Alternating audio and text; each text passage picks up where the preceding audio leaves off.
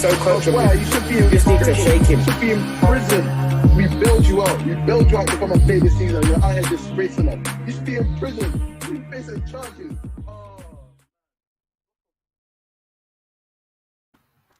Hello, and welcome to another episode of The Final Third. It's your host, Banks, today, joined by my faithful co-host, Lavish, or Shems, or Oluwashemi Lore, or Kante's cousin. Bro, it's not easy taking off the durag. You're taking off? Yeah, I'm taking off the durag, man. I forgot I had a trim. Fair enough. You just want to show off the waves. No, I forgot. I just genuinely forgot. No, you could have done that. I didn't tie it properly anyway, and I just thought, you know what? No, keep stunning on us, man. It's not easy, man. But let's get into the important business of the Barclays Premier League. It wouldn't be the Barclays if it didn't come with some excitement. So you know where we're gonna kick off. We give you the Hollywood storylines. What? Listen, you said Lingard went to score against his old team. It was literally only gonna end that way. I don't know why. Like everybody acted surprised. We knew it was going to end one way. I feel like that was a fantastic game of football as a neutral. I wouldn't say quality. I'm talking about just in terms of up and down the pitch, because you just always felt like West Ham were in the game. Shall I tell you what Ole told Lingard when he was coming on? These fans loved you. Now go make them hate you. 100%. I know you said some corny shit in his ear. You know, Ole loves a phrase. He loves a phrase. Ole's a people please. Now, Ole won't say something like that. He'll be like, just make sure you don't celebrate. Like, he'll say something nice guyish. But all in all, when Lingard came on, you knew he was going to close it. And then we had the little fracas at the end. Oh, it was good. It was good. But as for the match as a whole, though, Banks, I know there's games in which it's smash and grab. It turned into a smash and grab. So you just cared about the 3 points at the end of the day. But how excited are you from that 3 points? How do you feel about it? Are you worried that it was that close? Boy, I'd probably say across the 90 minutes, there were maybe 15 where I felt like we were comfortably on top. And that's a bit spooky. Across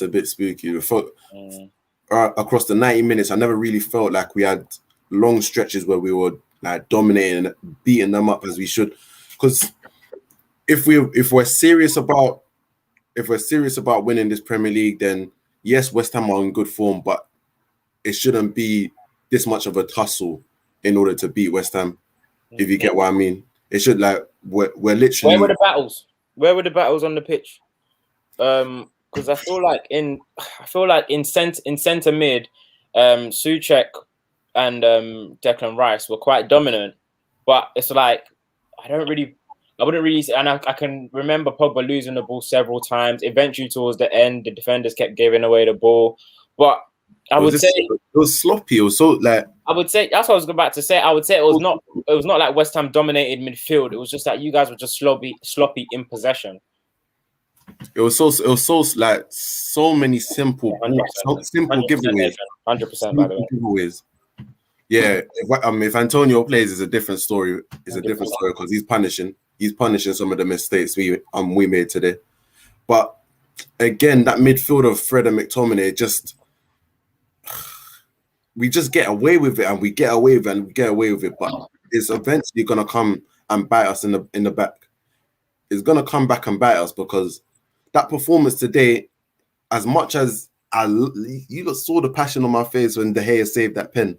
You just saw it, but those sort of performances. Did you think he was going to save it? Be honest. Nah, my mum knew he was going to save it, but I didn't think he would save it. I didn't think he was going to save it. I didn't think he would save it. He faced 11 penalties in a row. He couldn't save one. The fact that I remember De Gea, I thought bringing on someone to take a penalty in the 9 minutes, which we'll talk about, bringing someone on to take a penalty is a ludicrous thing to do as a manager. We only see it in cup competitions, but to do that, and then I thought, you know what, it's going to work out because De Gea is in goal. So the fact he saved it, I was quite taken back. But I was just wanted to ask you, who do you think played well in terms of for Man United then? Varane had a good performance. I feel like Varane, he shows he's the Rolls Royce defender. It's crazy. United fans were saying Maguire was better than Varane in the summer, saying No one said that. No, I promise you, United fans were saying it. No, that's bad. Maguire's not, and if I'm being honest, that he's good, but Maguire's not special. I think we Wait. can all say he's good. He's a good defender, but Maguire's not special. I feel like agree. that's a perfect way to summarize Maguire. He's good, but he's actually just not special. It's like it's the same way which obviously because City don't have fans, but it's the same way in which they were trying to drink John Stones down our face. And John Stones is a good defender. I think he's very good on the ball. I feel like he's very good on the ball, but he's just not special. He's not special in the grand scheme of it. But I feel like Varane had a very good game. Greenwood as well, especially. Pardon? I said Greenwood as well, especially first half. He was the one Greenwood as well. And I felt sorry for him within the second half because he's just running down loose balls, and it's very frustrating to play wing or come in playing through the channel like when the service isn't. McTominay? Yeah, again, no, not really. Like this is not a gender or anything, but like him and Fred in that midfield, they just don't move the ball quick enough. They literally just that.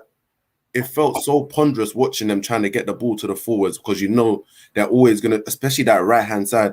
If McTominay, Wan-Bissaka, who was better today than he has been recently, I'll give that to Wan-Bissaka. My point being though, when I was asking you who played well, is that again I can pick another game where I feel like you can literally count on one hand the Man United players that will say played well, but you've got 3 points. So I feel like a lot of your season is going to be like this. 100. I feel like because go on. We've got the quality in terms of players, but just like we've been doing in the last couple of seasons, it's the individual moments, the individual brilliance that we're relying on to get us through matches. It's happened again. Jesse Lingard with a beauty. Oof. I said bins there. But again, it's spooky the fact that we're still relying on those moments. That's one way to win. That's one way to win matches. But if you can't do that, consider players are going to have off games, and will you be able to coach your team through it when the team when they have off games? That time and time again. The answer is no. I wanted to West Ham. Let's give them their flowers. I feel like they were very, very good today. I feel like you think so. I feel like a draw would have been a good result for everybody involved because I don't feel like West Ham were great. I don't feel like again with the smaller teams or the teams outside the top four, they have phases of play where like they dominate the game, they create loads of chances, they increase the pressure, all the generic stuff. But again, it's just putting the ball in the back of the net. So when going back to Nathan's point, if they had their out and out striker, if buts and maybes, they would have got something out of the game. But I feel like all in all, as a team, they played well. Zuma was solid. You should have given a penalty at the end. That was a stonewall penalty. People saying Ronaldo fell down. I don't know because if that's a pen, that whole penalty is just a penalty. There's no whether Ronaldo's falling down or not, he clamped him as well. But completely. I feel Declan Rice was good. Souček was okay. They're saying there was a Declan Rice audition. What do you think? I said they were saying there was a Declan Rice audition for United next season. What do you think? What did you think of it? I was talking to Obi about Declan Rice, and he was saying like getting Declan Rice, the drop off, the increase from Declan Rice, from McTominay to Declan Rice is not as big as the media are making it. And I keep telling him that's a big lie. That's a big lie. Yeah, because I feel like just all in all, you lot's problem in the DM position is how quickly you move the ball. And I feel like, especially last season, he doesn't move it that quickly. He does. Especially last season. In terms of carrying the ball, he moves it that way. But in terms of actually passing it forward, I don't think he does it that much. He is an improvement, 100% on McTominay and Fred. 100% he's an improvement. But our biggest problem with our midfielders is that if you had Declan Rice's athleticism, his ability to intercept, make recoveries, all of that, and then the passing of another midfielder, then you'd have a great midfielder. But in terms of breaking those lines, doing those incisive passes, I don't feel like that's his strength. And that's what we're lacking more than anything right now in that midfield. That combination of both the athleticism, the recoveries, the interceptions, tackles, and then that same midfielder being able to pass the ball, get us moving forward, get us up the pitch. We don't have that combination in a midfielder. Matic, he can do the passing, but he doesn't have the legs. McTominay, Fred, athleticism. I say McTominay athleticism. but they can't pass for shit. Okay, you know what? Enough of that United talk. I hear you. But for all in all, it is an increase. How significant? Definitely an improvement. Definitely an improvement. Where do you want to go now? Where do I want to go now? I just want to say this to Mark Noble. This ain't no movie. You ain't think you're coming in your farewell tour about to get some stripes off of us. Hey, I have to quickly say, I don't know what Mark Noble thought he was doing. I'm sure when the penalty went, Gaffer, get me on. Gaffer, get me on. I promise you I'm scoring. Gaffer, get me on. I promise you're saying that, and David Moyes is here. Yeah, Moyes is just looking at him like, all right, cool. I believe you. This ain't no damn movie, B. This ain't a movie. This ain't no fairy tale. This ain't a fairy tale. Back-to-back 3-0 losses for Tottenham now, boy. Panic stations? Panic stations or just a blip? That first half, they can be very happy with what they did. They can be very, very happy with what they did. They pressed Chelsea, they created chances, and they probably should have went ahead. They probably should have went ahead in that first half. But then the difference in quality between the two managers showed themselves, because Tuchel made that alteration where he put an extra midfielder in there, and Tottenham never got control of the game ever again in that match. Ever. They were out of the game as soon as I don't know. I'm tired of Tuchel. I'm tired of Tuchel bodying managers. I'm really tired of Tuchel bodying managers. There's a difference. Tactically, tactical, pragmatic, all these words that we hear in the Premier League. He shows that he actually watches the game and he does what he needs to do to win. He will take you off in the 15th minute, in the 10th minute, in the 9th. There's no loyalty. There's no more. He'll do what's to win the game, and that's a sign of a good coach. He proper reads and understands football. Again, you can't tell me it's because Chelsea have the players. Everyone would do well with that squad, because Lampard had a very similar squad, and the output, what he delivered with that squad, is chalk and cheese. The fact that Chelsea now very difficult to score against, and now they win. Not that they can score at will, but they score efficiently. Like the goal, then when you believe the goal is coming, that shows a sign of a successful side. And I feel like Chelsea easier to stick to the plan, not go off the road. It's a lot easier to believe the plan. Yeah, thank you. That's what I was trying to get at. And also the sign of a good manager, in that saying Lampard had the same players. A lot of these players were questioned under the Lampard regime. A lot of them. There was a time when they were saying Rudiger's crap, and I was saying I'll take Rudiger at Arsenal. People were saying Rudiger's rubbish. People were saying Kovacic is okay. This person's meaty. This person's that. And now under Tuchel, you can't. There's no question marks over their names. You get all in all, the game as a whole, I think you summarized it perfectly. The first 25 minutes, I wouldn't even give them half an hour. The first 25 minutes, Tottenham, Nuno Espirito seemed like he had Chelsea's number. In that, Ndombele was hooping. Ndombele was literally hooping, was freestyling. You see, they moved Son. They said they moved Son on Thiago. Okay, I don't believe that was a master plan, but they just had those three narrow, and they were trying to move them around in the back three, and it worked. But you're not going to stick that. Tuchel's going to find out, and he's going to adapt, and he did adapt. But all in all, I'm just going to put it down to this. This is where I'm going to put the pin in. With that Spurs midfield, they're going nowhere. I don't know what Dele Alli does. And someone needs to. Apart from graceful, Dele Alli has just been great, because like I look at him now and it's just like, what impact are you having on the game? I don't know what Dele Alli does. With every player that I see, you say, okay, so you complain about McTominay. I can tell you McTominay runs. I can tell you McTominay he runs till it hurts. As we can criticize that being an attribute, but he does that. We can criticize Lacazette from it, but you know the ball's going to bounce off him and he's going to try to bring others to play. The worst players in every team, I can tell you what they Yedlin at Newcastle back then, I could tell you he could run for years. He's a sprinter. You understand? I know every player's attribute. I don't know Dele Alli. And I don't think he knows his. He's lost his identity in the sense where before, when he was at his peak, he was always in and around the box. He was like an evolved Ramsey, but like with less tech. Yeah, as in it wasn't only the goals, like he'd get nice flicks around the box. Like he was that sort of player. But now I'm seeing him play on the left side of the free in midfield. I'm just seeing him play like in a lot deeper roles. What? And he's not that player where you need him in a deeper role to build from. Like that's not really his game. That's not really. There when we had the debate in 2015 with Chim, and he was saying Dele Alli can't play centre mid, and everyone's like, okay. Then everyone concluded, and he had a peak season when he was closer to Kane. Everyone's like, yeah, he can't play centre mid. He should just play beside Kane. Why is he playing centre mid again? I thought we sorted this out, and maybe we blame Mourinho for it when he came in and he made Dele Alli the prodigal son, and it's like, okay, Dele Alli's going to find his feet again. Stop playing Dele Alli centre mid.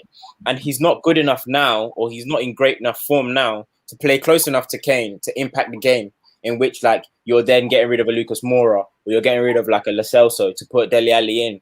I feel like he's not good, but I feel like you need to. You need to. Sometimes you get taxed. You get a little juice if you're left-footed. He's not good. He's not special. Like he's not special. I'd rather play Lamela if he was still there. I think Lamela's better than him. Somebody said that's you, bro. Someone said that's me. Yeah. I'll show you. Whoever said that, come football tomorrow. There's football session tomorrow. Come. There's football session tomorrow.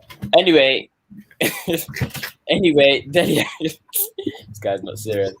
I don't know with Dele Alli. Nah, you're not serious. I don't know with Dele Alli. Putting him in that position, putting him on the starting 11, I feel like it's that you're not like your 10 men, but what does he do? What would be your reason? If I come to you in a post-match, why did you play Dele Alli? What would you tell me?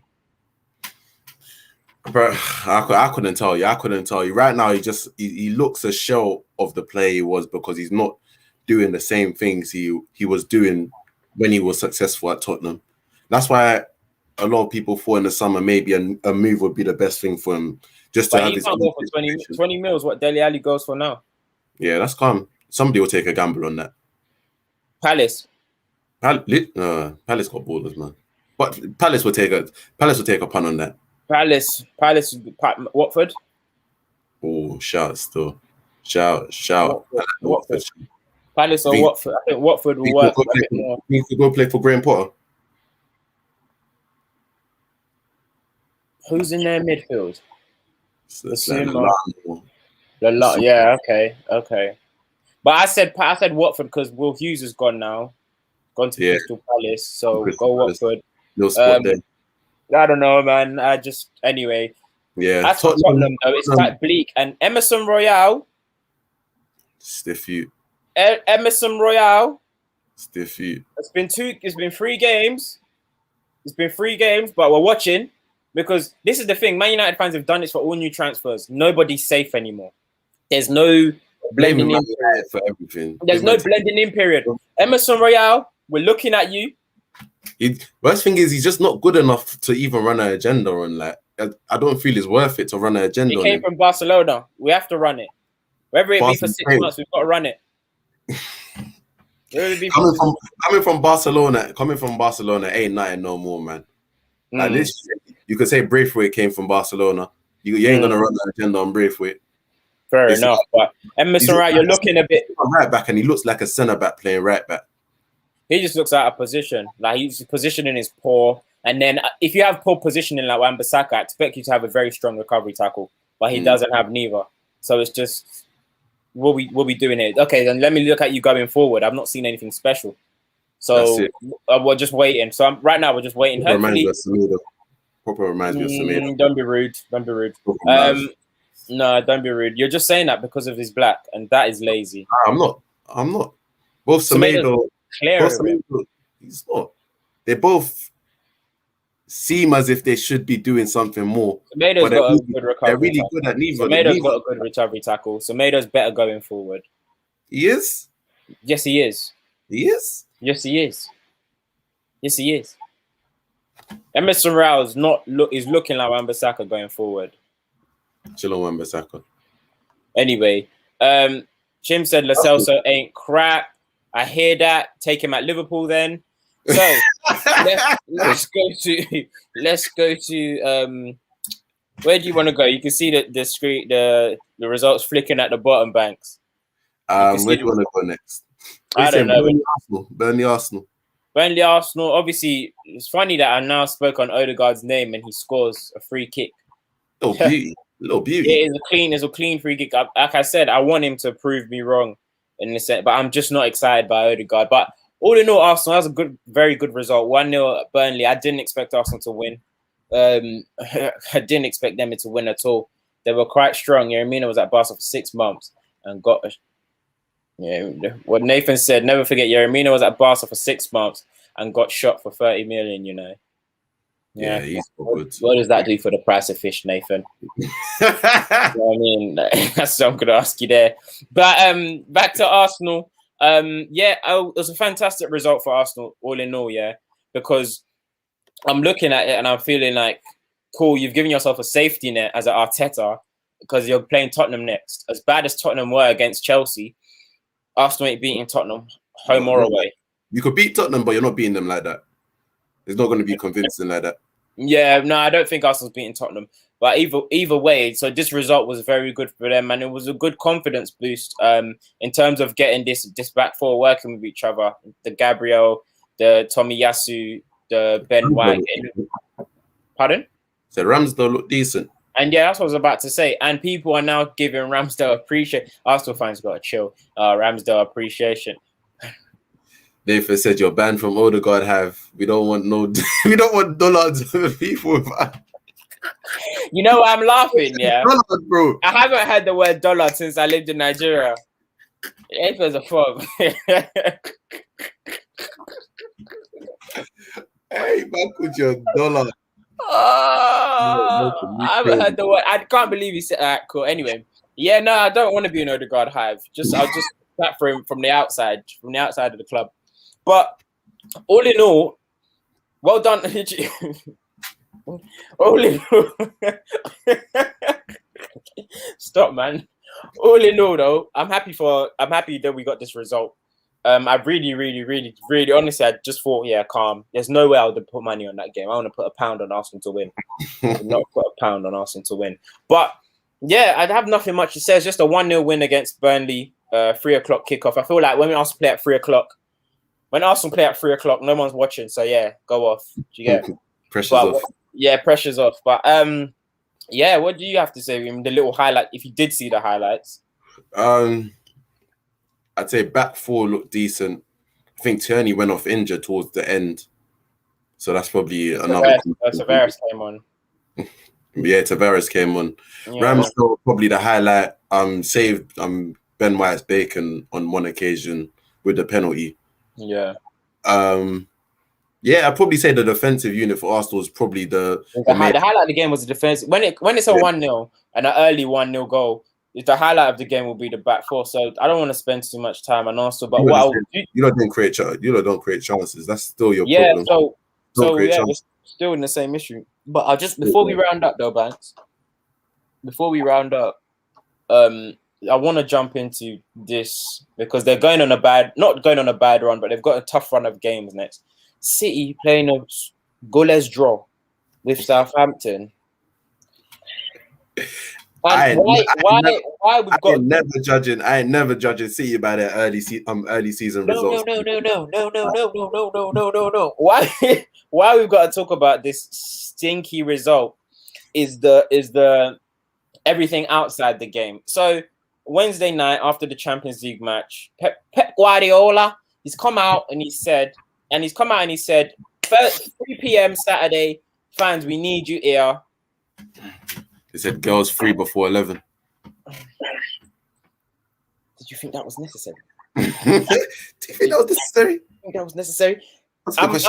I'm all here for it, innit? Because it was necessary. I'm tired of City fans, the ones that even exist, if we find them, not turning up to games. City flogging out tickets in unis that ain't close to City, and it's just. You're looking at it like, where are your fans? Fair enough, it's a big stadium. You have a lot of localized fans. That's what they came out and said. They don't have tourists like Liverpool and Manchester United. But you got to go to games. Why do you want to be in a Champions League and you're not going to your opening group stage match? You can't tell me it's tough to get. The excuse was, that's what I was going to say, Nathan. So empty. The excuse was, it's tough. We don't go to cup games that much, but we're always there for Prem games. If you don't want to go to cup games, what if Pep says, since you guys don't go, we don't want to qualify for Champions League? If that's how it actually works. Do you get what I mean? So appreciate it. And then You lot must be out of your mind, City fans. Yeah, if any we have any City fans watching, watch your mouth. Watch your mouth, because as a football world, we know you don't deserve Pep and you don't deserve the glory you're getting. So watch your mouth and count your blessings. If your manager says go to matches and you don't agree with it, you keep quiet. You keep stum. If not, you go. Because if he because that's why Pep could openly say, if the fans have a problem with me, I'll leave. Literally, he was testing them like, do you want me out the club? Do you want me out the club? Say it. Pep would never have said that statement if he was at Manchester United, Real Madrid, Bayern Munich, or Barcelona. Yeah, if he said that in any of those clubs, maybe Manchester United, depending on their form, he could say that. Depending on their form. Those other three, if he dare say it, what? Go. They'll tell you to go. Literally. Because that statement just literally, I'm bigger than you lot. And if you, honestly, I'll give you back your club and you do what you want. That's all he said. That statement was so, but it was such a, not disrespectful, it was just levels. It's just showed levels. Like, if they have a problem, I'll leave. Literally. I know what you lot were before I came. I know what you lot were before the money. But Banks, onto the okay, so they draw that game after he said it's going to be tough, that Ralph Hasenhüttl was going to come at them guns blazing. It's going to be hard for them to win. Then they've got City's next games is Chelsea and Liverpool, Banks, and they just drew to Southampton. It's good. It's gonna push them. It's gonna push them. But City early on in the season, they're gonna get some weird results, but they'll still be in the title race. And I'm not even worried about them being in. Like, they're gonna be there regardless. They're gonna sort out the kinks probably around December or whatever, and then they'll start flying into full gear.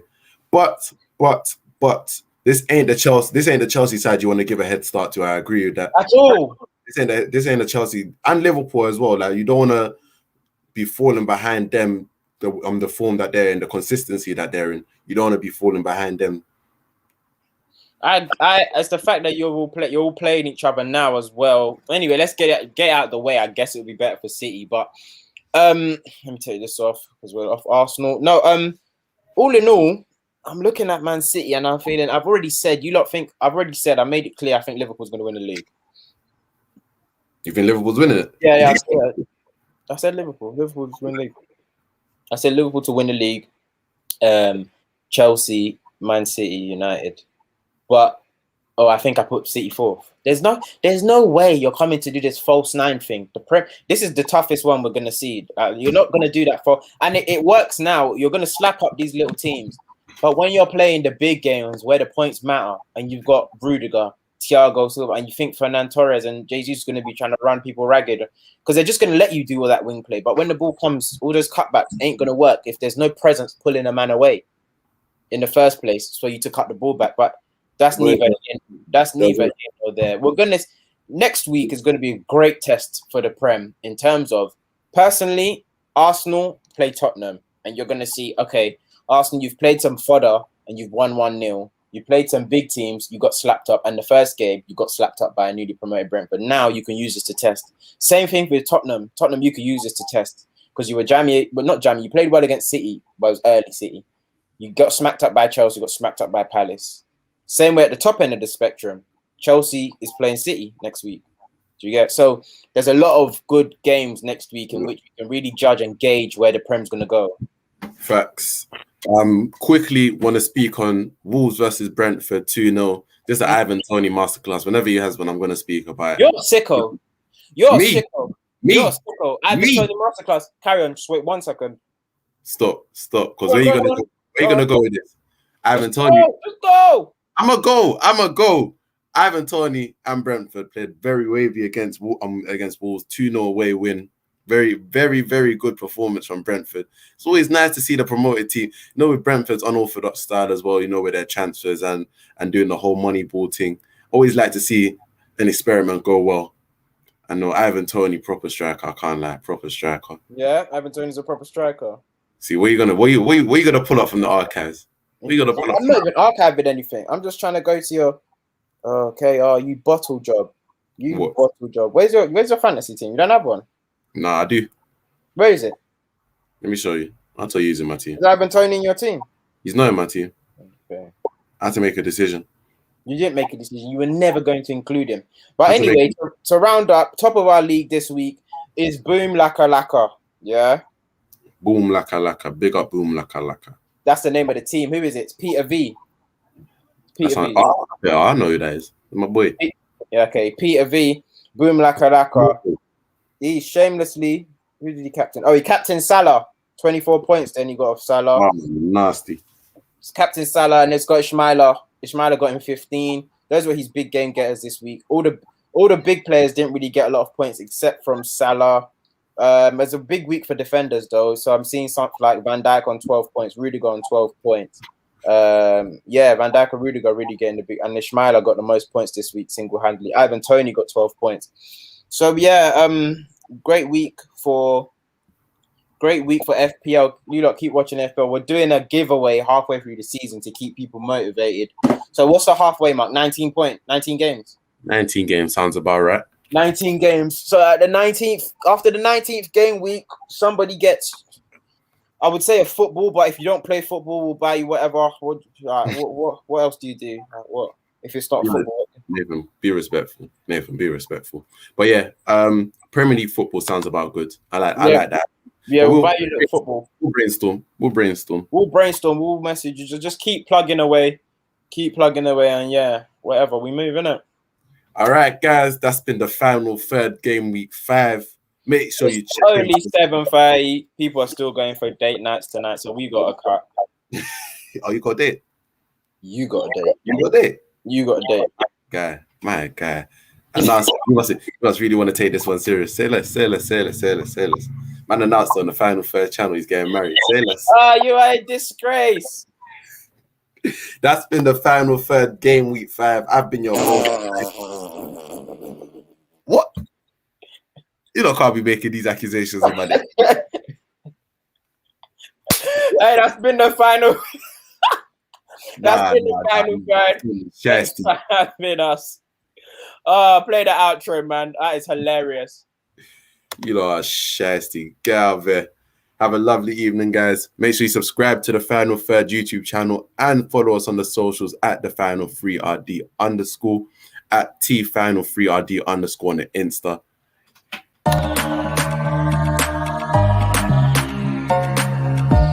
You are now listening to the Final Third. I think Pepe's so coachable. Wow, you should be in just need to shake him. You should be in prison. We bailed you out. We bailed you out to come and play this season. You're out here disgracing us. You should be in prison.